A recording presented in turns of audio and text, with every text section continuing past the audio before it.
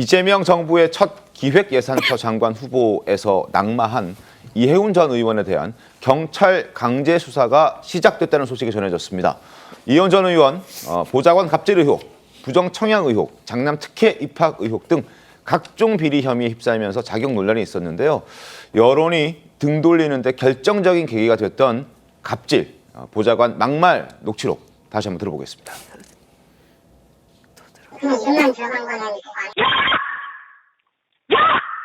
내가 정말 널 죽였으면 좋겠다. 입이라고 그게 터졌다고 그냥 막 네 맘대로 그러고 떠져? 도대체 몇 번을 더 해야 알아듣니? 너 대한민국 말 못 알아들어? 네 머리에는 그게 이해가 되니? 너 뭐 IQ 한 자리야? 너 그렇게 똥오줌을 못 가려? 보면 모르겠어? 말 좀 해라! 어떤 처벌이라도 받겠다. 필요하면 이 아파트 내가 포기하겠다. 이 정도는 각오를 가지셔야 자격이 저는 있는 걸로 봅니다. 네, 알겠습니다. 네. 그런 용의가 있으신 거예요? 예? 대답을 하세요. 고개 끄덕끄덕 하시면 누가 압니까? 속기록에 남겨야지. 네. 있으신 거예요? 없으신 거예요? 네. 내가 뭐예요? 계속 있다고요. 자, 경찰이 이달 초에 이해운 전 의원의 자택 등 5곳 관련된 5곳을 압수수색했다고 합니다. 화면 보시죠. 이달 초 이해운 전 의원의 자택을 포함해서 5곳에 대한 압수수색을 진행했습니다. 압수물과 관련자 조사 후에 본인 소환 조사할 방침이다라고 서울경찰청은 밝히고 있습니다. 부정청약, 영종도 부동산 투기, 증여세 탈루, 보좌진 폭언과 갑질, 차남, 삼남, 병역 특례, 장남의 연세대 특혜 입학 등 이해운 전 의원을 향한 고발 건수는 모두 8건이나 됩니다. 양금 변호사님, 언제쯤 소환될 것 같습니까?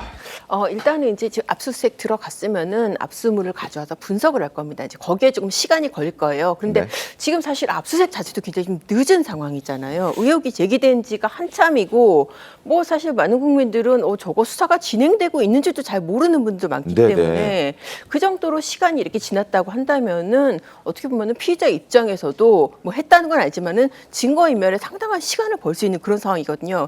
그러면 압수물을 가져왔어도 이게 분석을 해봐도 정작 뭐 크게 뭐가 나오는 게 없을 수가 있고, 그래서 이게 당장 소환이 이루어진다 그렇게 볼 수는 없고, 네. 일반적으로 소환이라는 것은 이 신병 처리를 앞둔 맞바지 수사 단계입니다. 그렇기 때문에 당장의 소환이 이루어진다 그렇게 보기는 어렵지만은 어쨌든 저렇게 연루된 의혹이 많으면 소환은 필수적이지 않겠나. 특히 이제 이 주택법, 그러니까는 부정청약과고 관련해서 그 부분이 가장 핵심 혐의이기 때문에 그 부분에 대한 조사는 반드시 필요할 것으로 보입니다. 바로 그 부분이죠. 경찰의 강제 수사 핵심 바로 부정청약일 겁니다.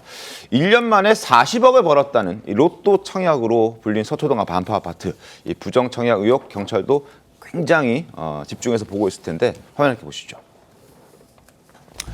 이해운 로또 아파트의 운명은 어떻게 될까요? 반납해야 될까요? 아니면은 계속 거주할 수 있을까요? 2024년 분양받았습니다. 서초구 반포 A 아파트.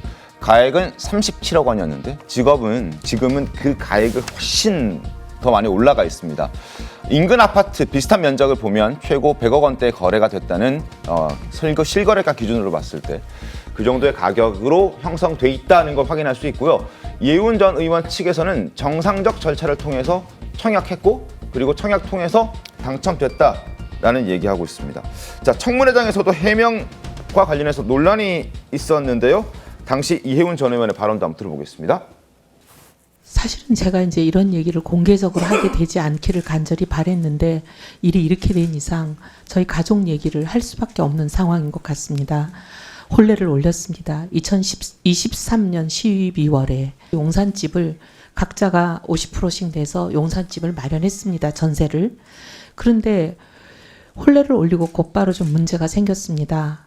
두 사람의 관계가 깨어진 상황이라 최악으로 치달았습니다. 그래서 당시 저희는 그 혼례를 유지하기가 어렵다고 생각했습니다. 스트레스 등등으로 굉장히 최악의 상황으로 치달아서 발병도 하고 지금까지 치료를 받고 있습니다. 같이 살기 어려울 정도로 파경이 된 상태셨다. 그래서 주소지가 달랐던 거다 말씀을 하셨던 거죠. 결혼한 아들을 세대원에 넣어서 지금 청약을 받고, 그리고 그 이후에 파경까지 갔다 이런 얘기까지 나왔지만 결국 지금 파경이 아니라 지금은 함께 잘 살고 있는 것으로 전해지고 있어서 논란이 됐었지 않습니까? 박원석 의원님 어떻게 보십니까? 그렇죠. 누가 봐도 설득력이 없는 해명이고 결국에는 이제 청약 가점을 노린 네. 일종의 이제 위장 전입이 아주 체계적으로 진행이 됐던 거였고요. 오히려 그래서 저 며느리는 효부 아니냐. 그런 얘기도 있었죠. 예, 네. 시부모들이 저 로또 아파트 당첨 받도록 하기 위해서 이 혼인 신고까지 미루면서 저렇게 그 시점에 맞춰서 뭐 퇴거했다가 다시 들어왔다가 그래서 오히려 상을 줘야 된다 이런 얘기까지 있었는데요. 이제 국민 감정의 측면에서 보면 저런 해명이 오히려 역효과를 냈던 것 같습니다. 보통 이제 부모들은 네. 자식의 허물이나 집안의 허물을 드러내지 않으려고 하는 심리가 강한데 저렇게 잊지 않을 것 같은 그런 허물을 뭐 만들어서 있었는지 없었는지 확인이 좀 더 그 필요합니다만. 해명을 하는 게 오히려 국민 정서를 반대로 건드린 측면이 있고요. 네. 수사 결과에 따라서는 위증죄 처벌 가능성도 있을 것 같아요. 이혜원 후보가 특히 저 로또 아파트 청약과 관련돼서 했던 해명이 전부 사실이 아니라는 것으로 수사 결과 드러난다면 국회에서 그 청문회에서 위증한 것으로 처벌받을 가능성마저 있을 정도로 설득력이 없는 해명이었고요. 그리고 저게 약간 전망이 엇갈리더라고요. 이게 그 일반 공공 분양이 아니고 네. 재건축 조합에서 이제 조합원 대상으로 분양을 하고 나서 남은 일반 물량의 청약이었기 때문에 그것도 과연 취소가 되느냐. 선례는 없다 그래요. 공공 분양 같은 경우에 다 취소된 선례들이 있는데 재건축 조합에서 분양한 조합원 물량 이외에 그 일반 분양에 대해서 청약한 전례가 없다, 그 취소된 전례가 없다 그래서 아마 이번에 수사 결과에 따라서는 새로운 전례가 만들어질 수도 있지 않을까 싶습니다. 변호사님 어떻습니까? 예, 사실 취소 가능성 어떻습니까? 이게 주택법이 적용이 되면은 이제 말씀대로 이 부장 청약 같은 경우에 다 취소가 됩니다. 그런데 이제 이 물량 같은 경우에 이제 재건축 조합이 이제 일반 물량으로 한 것이기 때문에 이 경우에도 주택법을 적용해서 청약을 취소한 사례는 지금 말씀하신 대로 잘 지금 파악이 안 되고 있습니다. 그렇기 때문에 아마도 이 청약을 취소를 한다 그러면은 저는 아마 이혜훈 전 의원 중에서 법적 다툼을 할 것으로 보입니다. 그러면은 최종 판단은 아마도 법원에서 내릴 가능성이 크고요. 법원이 이제 법문을 엄격히 해석하느냐. 그러면 이게 취소 대상이 아닌 거고 그게 아니고 법의 취지를 넓게 해석할 경우에는 또 가능할 수 있는데 하여튼 법적 다툼의 대상이 상당히 될 것으로 보이긴 합니다.